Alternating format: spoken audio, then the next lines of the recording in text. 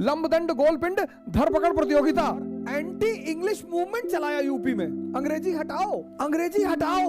तो नेहरू जी ने कहा हम उर्दू को ऑफिशियल लैंग्वेज बनाएंगे। बड़ा प्यारा डिसीजन था उनका। बहुत मुझे लोगों ने कहा हिंदी में बना, क्यों? Excuse me sir, God bless you, $1 sir, $1। Sir चीज किसी की भी हो, अगर अच्छी है।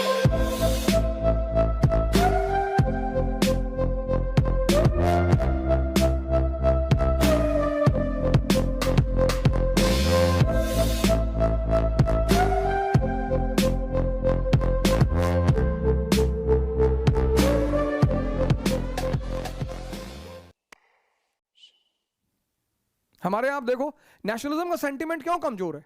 हमने आज तक हमारे पास कोई अपनी ऑफिशियल लैंग्वेज नहीं डिक्लेयर कर पाया। जब हिंदुस्तान आजाद हुआ तो ये मुद्दा उठा, दो मुद्दे उठे, एक ऑफिशियल लैंग्वेज का, एक नेशनल लैंग्वेज का। तो नेहरू जी ने कहा कि सारी लैंग्वेज हमारे लिए इंपॉर्टेंट है, नेशनल लैंग्वेज कोई नेशनल लैंग्वेज, अगर हम कोई लैंग्वेज नेशनल डिक्लेयर करते हैं तो फिर गड़बड़ हो जाएगी।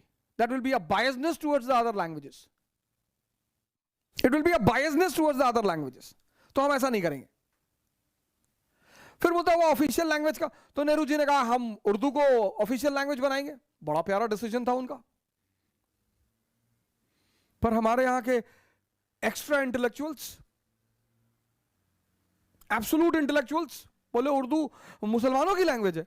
मुसलमानों की कौन सी लैंग्वेज? किसी लैंग्वेज पे किसी धर्म का पेटेंट थोड़ी है। Raja Ram Mohan Roy Arabic, Persian, Latin, English, German, language जानना तो अचीवमेंट है सर। और उर्दू वैसे भी अलाउद्दीन खिलजी के मिलिट्री कैंपों में पैदा हुई थी, इट्स इंडियन लैंग्वेज। और उसके वर्ड्स नवाजिश, मोहब्बत, हम उर्दू नहीं बोलेंगे। नेहरू जी ने कहा मत बोलो, ठीक है भैया, सोचते हैं। उधर पाकिस्तान ने 1948 में उर्दू को ऑफिशियल लैंग्वेज बना दिया। अब जो चीज पाकिस्तान करेगा वो हम कर नहीं सकते। तो ये वो भैया हिंदी को बनाते हैं ऑफिशियल लैंग्वेज। बोले ठीक है बना लो। Hindi was in a evolving stage, evolve कर रही थी हिंदी। फिर ये over enthusiastic Hindi belt people, इन्होंने कहा हिंदी को हम प्यूरिफाई करेंगे। एक नॉर्थ इंडिया में प्यूरिफिकेशन मूवमेंट चला, हिंदी को प्यूरिफिकेशन की, all the words which have been taken away from other languages हम उनको रिमूव करेंगे, फिल्टराइजेशन करेंगे। जैसे रेलवे स्टेशन, अब है तो इंग्लिश का वर्ड लेकिन हम उसे हिंदी में यूज करते हैं। बोले हाँ ना हम इसको बाहर निकाल के प्योर हिंदी वर्ड रखेंगे। भगभग अड्डा, रिक्शा, बोले त्रिचक्र वाहक, ट्रेन, कितना छोटा सा इंग्लिश वर्ड है, it is understood by everyone. आप तमिलनाडु में जाओगे ट्रेन बोलोगे तो भी लोग समझेंगे। बोले लौहपत गामिनी। सबसे बड़ा बवाल हो गया क्रिकेट, लंबदंड गोलपिंड, सर आधा नाम है ये, लंबदंड गोलपिंड धरपकड़ प्रतियोगिता। And then south Indian states specially Tamilian state की, अरे it's a conspiracy, it's a conspiracy of these north Indians. तब उन लोगों ने विचारों ने हिंदी के खिलाफ आवाज उठाई कि नहीं करेंगे हम। समझदारी को पढ़ाना है सर, देश को बचाना है। यही एक दुनिया में एक देश है जापान, उसकी आप एजुकेशन पॉलिसी पढ़िए 1867। 1867 में जापान एक एजुकेशन पॉलिसी लेकर आया, उसको पढ़िए, आप हैरान हो जाएंगे सर। उस एजुकेशन पॉलिसी का जो पहला पॉइंट है वो क्या है? Compulsory education for boys and girls. सबको पढ़ाओ, लड़का को भी पढ़ाओ, लड़की को भी पढ़ाओ। English as a compulsory medium, क्योंकि उनको पता था कि सारी जो डेवलपमेंट हुई है पिछले 100 साल में वो अंग्रेजी भाषा में ही संकलित हैं।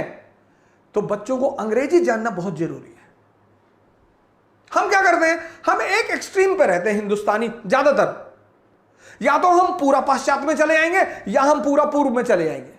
नहीं सर, हमें इस वेस्ट और ईस्ट का एक बड़ा अच्छा एडजस्टमेंट करना है जापान की तरह। सर चीज किसी की भी हो, अगर अच्छी है उसे अडॉप्ट कर लीजिए। उसमें कोई कंडीशन मत रखिए कि अरे ये तो अंग्रेजों की है, ये मुसलमानों की है, ये हिंदुओं की है। नहीं सर, दिल्ली में तो साउथ में, साउथ एक्स छोड़ो, आप चले जाओ रामकृष्ण मिशन, उसके नाम पर मेट्रो भी है। वहां जो भिखारी बैठते हैं, बड़े सारे फॉरेनर्स आते हैं ना उस पर पहाड़गंज के एरिया में, इंग्लिश बोलते हैं भिखारी। Excuse me sir, God bless you, $1 sir, $1। जिस व्यक्ति ने, जिस समाज ने, जिस राष्ट्र ने परिवर्तन को नहीं समझा और उस परिवर्तन को अडॉप्ट नहीं किया, उनका पतन हुआ। आपकी आंखों के सामने देखो कि इसे कहने की कोई जरूरत नहीं है। हमारे यूपी बिहार में, मुझे आज भी याद है 1994 या 95 की घटना है। मैं इलाहाबाद में था, मुलायम सिंह यादव जी सीएम थे उस वक्त, और एंटी इंग्लिश मूवमेंट चलाया यूपी में इलाहाबाद यूनिवर्सिटी के लड़कों ने। अंग्रेजी हटाओ। 1994-95 की घटना है शायद। अंग्रेजी हटाओ लिबरलाइजेशन के बाद।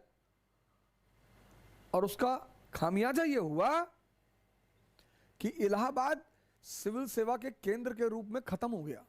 मुलायम सिंह यादव जी सीएम थे, वो तो जनता के प्रतिनिधि हैं, जनता जो कहेगी वो कर देंगे। उन्होंने यूपी पीसीएस से इंग्लिश कंपलसरी पेपर हटवा दिया, कहा ठीक है इंग्लिश पेपर नहीं होगा। और आज हिंदी मीडियम का रिजल्ट आईएएस में। अंग्रेजी तो हमारी बाइंडिंग फोर्स है। अभी तुम यूपी से हो, तुम्हें तमिलनाडु कैडर मिल जाएगा, कैसे इंटरैक्ट करोगे? मैंने एनसीईआरटी का कोर्स बनाया इंग्लिश में। बहुत मुझे लोगों ने कहा हिंदी में बना, क्यों? बेसिक इंग्लिश नहीं जानते? और किसी भाषा को जानना बुराई है? इंडियन डेलीगेशन बाहर जाएगा तो कम से कम एक इंटरैक्शन का मीडियम तो होना चाहिए। तो कोई ऐसी भाषा हो जो ग्लोबल स्तर पर मान्यता रखती हो। ब्रिटेन ने पूरी दुनिया पर शासन किया, तो अंग्रेजी एक ग्लोबल मान्यता प्राप्त भाषा है।